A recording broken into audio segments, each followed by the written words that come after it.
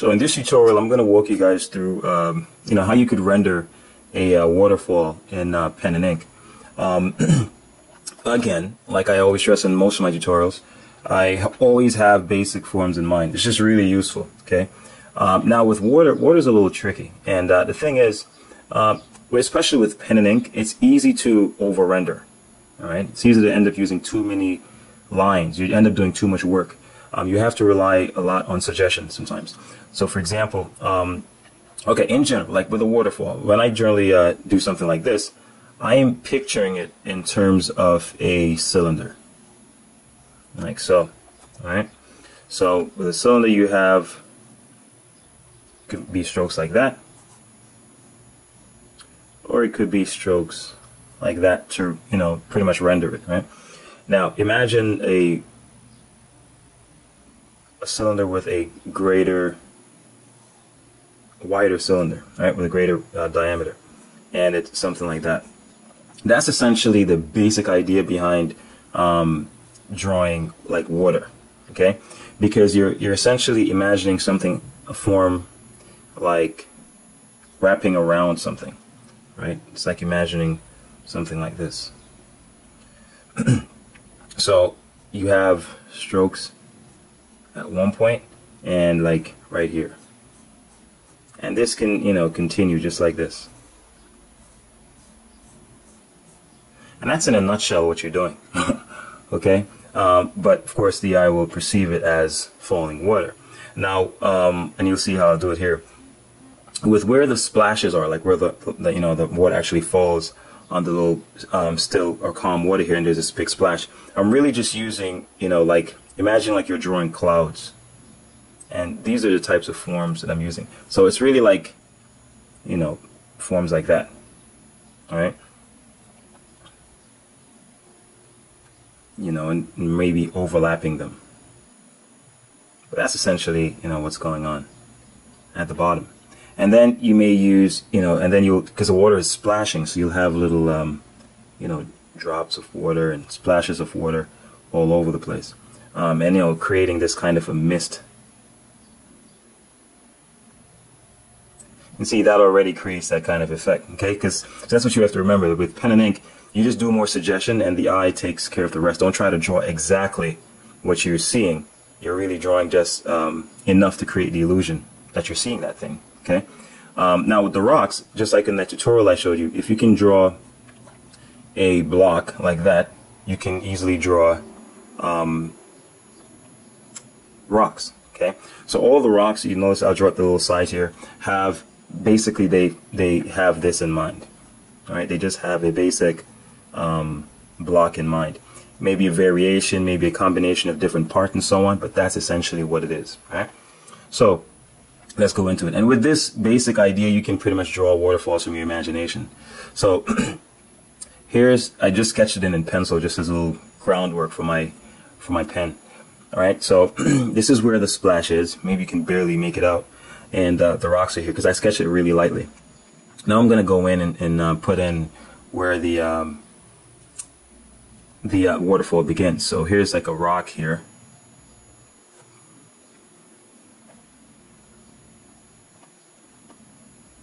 So maybe I'll just outline everything so you guys can see where things are.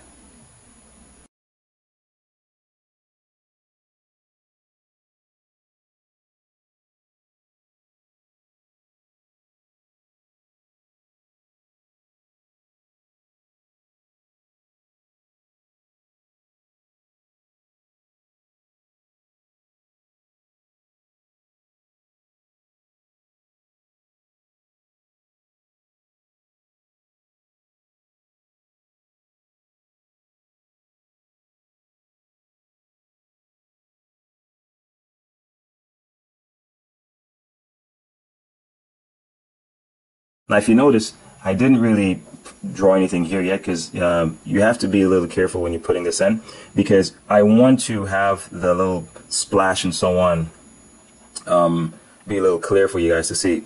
Now if you notice, along where I have the waterfall here, I didn't draw using a straight line like so, right?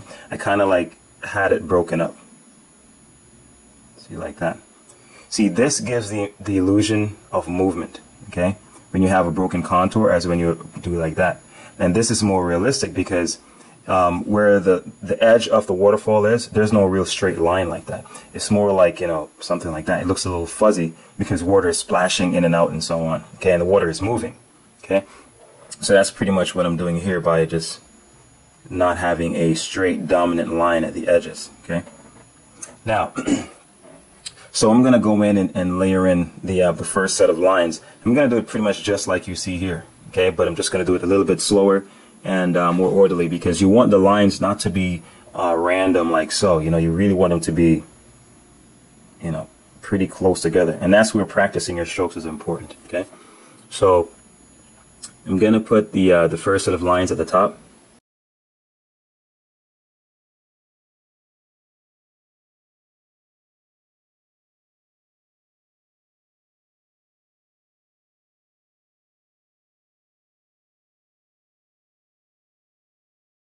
So now I can even shade in the rocks to make it a little bit, you know, push the contrast to make it seem as if there's a deep shadow here. And I'll use some, you know, cross hatching to really, you know, bring out the contrast from the rocks and where the waterfall begins. So it kind of pops out.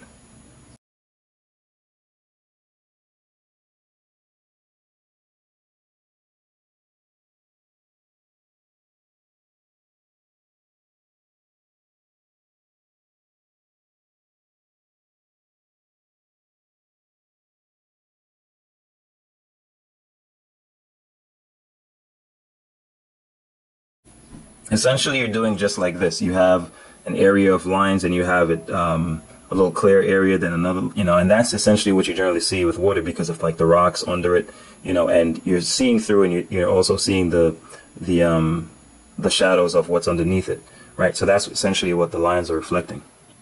So I can put a first series of lines here.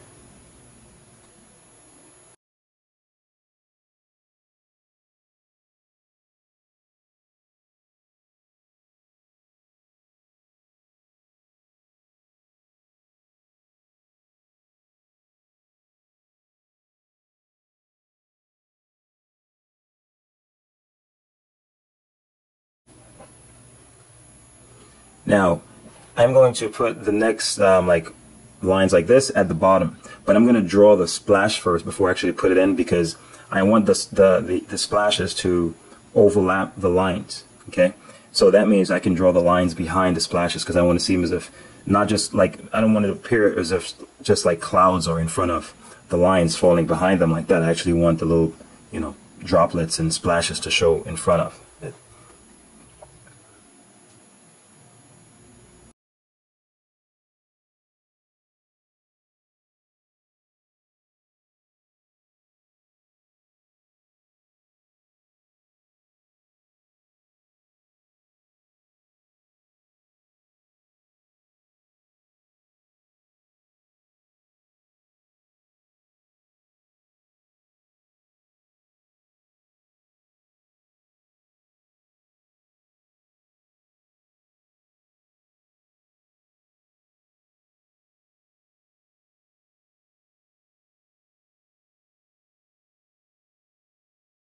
So now that I've done that, now I can go in and lay the lines, these lines,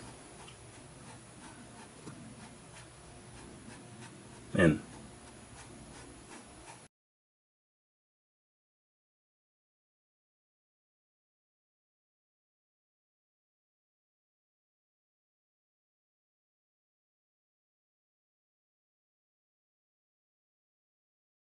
So essentially all I'm doing is what I did here. You know, I'm just making the little cloud-like shapes, but I keep them broken, you know, because I'm trying to avoid, the more you keep forms open, the more realistic it can be sometimes because that's how we actually see things, right? You're keeping it open. So now I'm just putting little bubbles and using little stipples.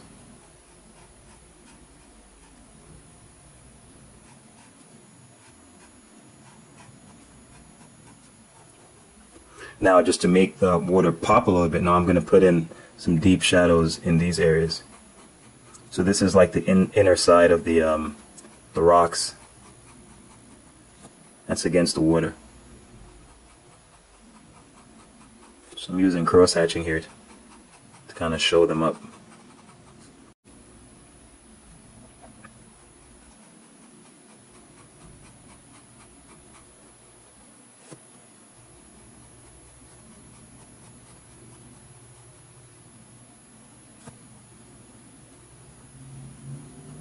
And as I said, these rocks are really just, blocks being modified. That's all I'm using here.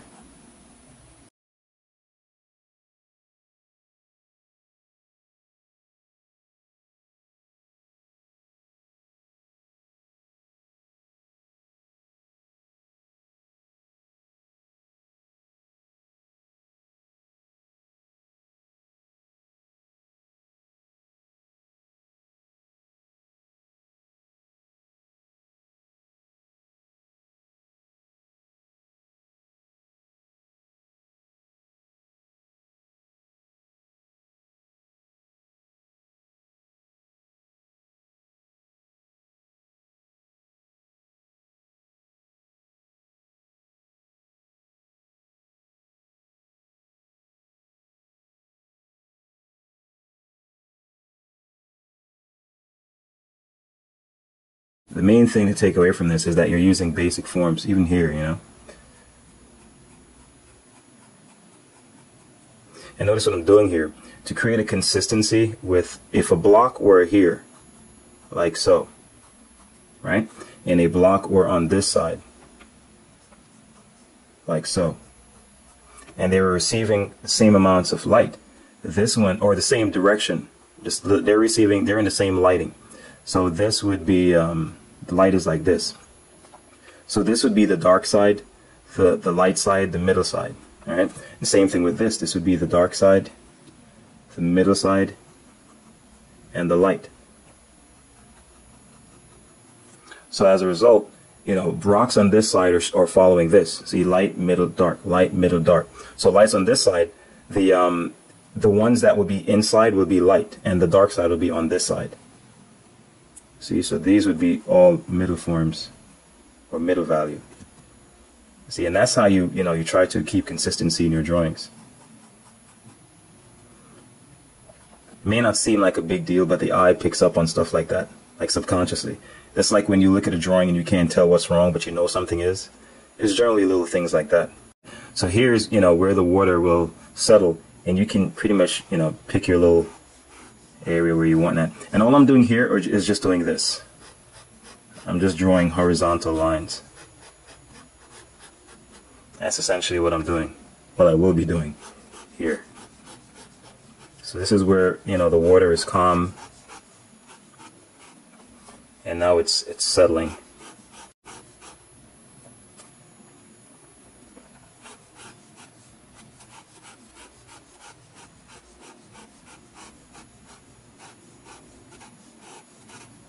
And when you want to get, long strokes like this correctly, or not correctly, but, without being like this, just get them, you move your entire arm. I'm not just using my wrist here. My wrist would just be like this, but my entire arm would be like this. All right, so when you want to make long, accurate lines, you tend to move your entire arm and not just apart. Yeah, and that's pretty much it. Then you can just go in and add little details or whatever you want. You could add a tree here, for example, and have a limb extend out in front of the water.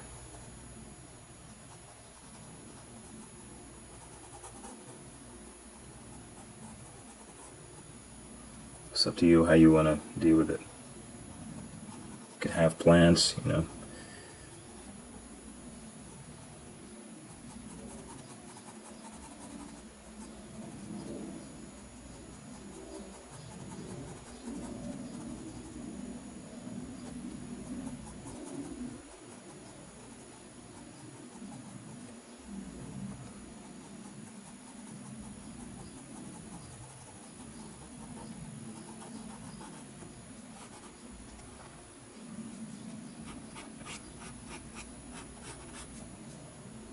So I'm just going to go in and reinforce some of these forms.